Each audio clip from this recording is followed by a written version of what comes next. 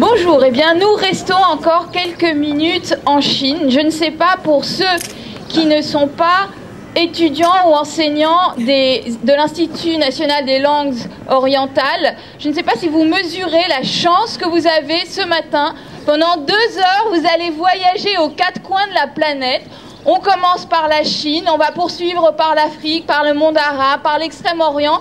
C'est un voyage formidable auquel nous vous invitons ce matin et je vous appelle et nous vous accueillons, j'espère, très nombreux ce matin.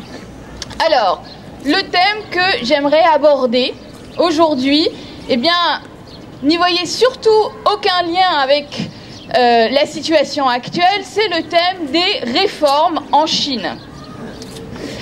C'est dur de réformer, c'est pas évident du tout. On en sait quelque chose. À la fin du XVIe siècle, un personnage, un lettré très ambitieux, du nom de Zhang Tuzheng, a tenté de réformer sous plusieurs aspects la bureaucratie chinoise. Alors la bureaucratie chinoise, vous en avez peut-être entendu parler. Il faut savoir que la Chine est le pays, la culture qui a su inventer le système de recrutement des fonctionnaires par concours. Là aussi, surtout, n'y voyez aucun lien avec la situation actuelle.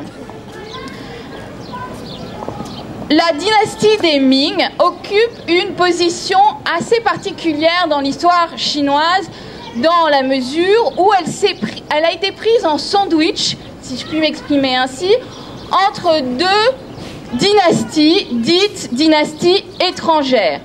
Avant les Ming, avant l'avènement des Ming en 1368, c'était la dynastie des Yuan qui était au pouvoir. Les Yuan, vous les connaissez peut-être, ce sont les Mongols. Gengis Khan d'abord, et puis surtout son petit-fils Kubilai, qui règne de façon assez autoritaire sur la Chine.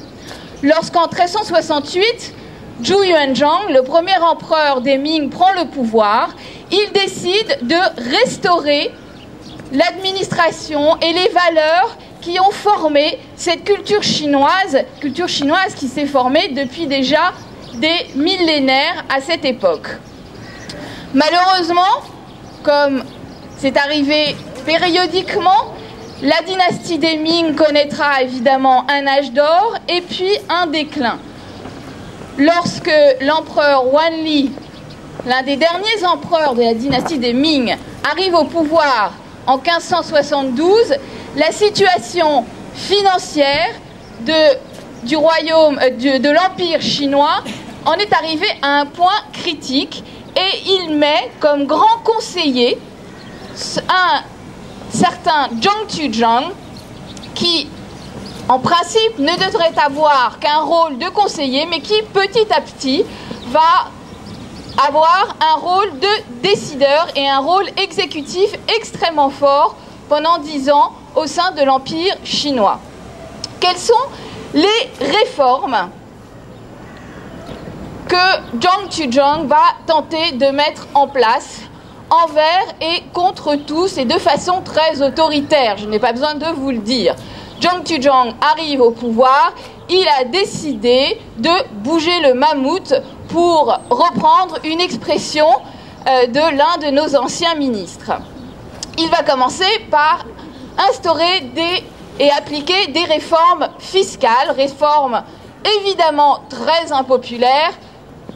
Des réformes fiscales populaires, il faudra qu'on m'explique quand est-ce qu'il y en a eu, mais de fait, les réformes ont été considérées comme des réformes extrêmement coercitives à cette époque, à tel point qu'elles ont été nommées très rapidement les réformes coup de fouet.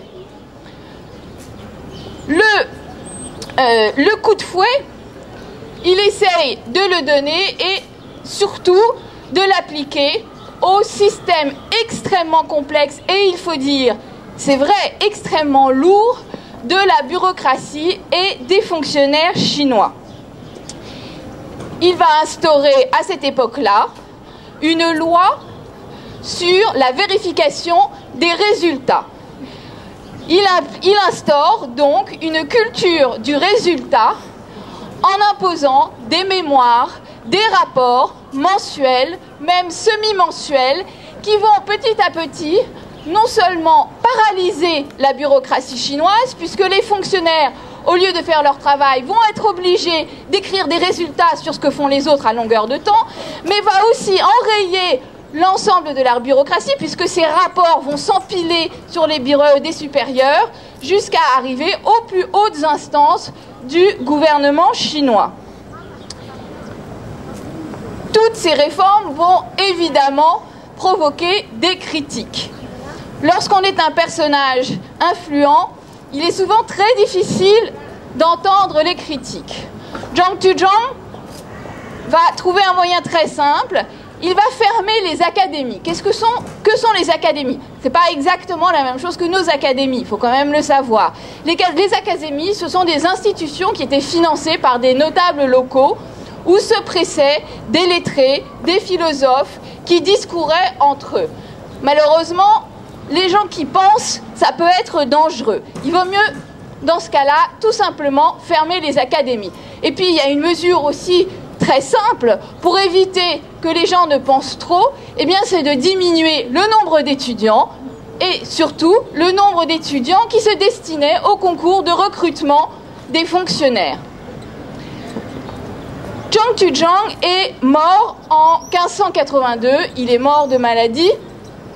Et ce n'est qu'après sa mort qu'il a été découvert que sa culture du résultat, que son aspect très rigoureux, que ses tendances à la frugalité, eh bien, il les appliquait plus aux autres qu'à lui-même, puisqu'on a découvert qu'il s'était énormément enrichi pendant l'ensemble de la courte période où il avait régné en Chine, et qu'il avait non seulement lui-même été corrompu, mais corrompu énormément de fonctionnaires.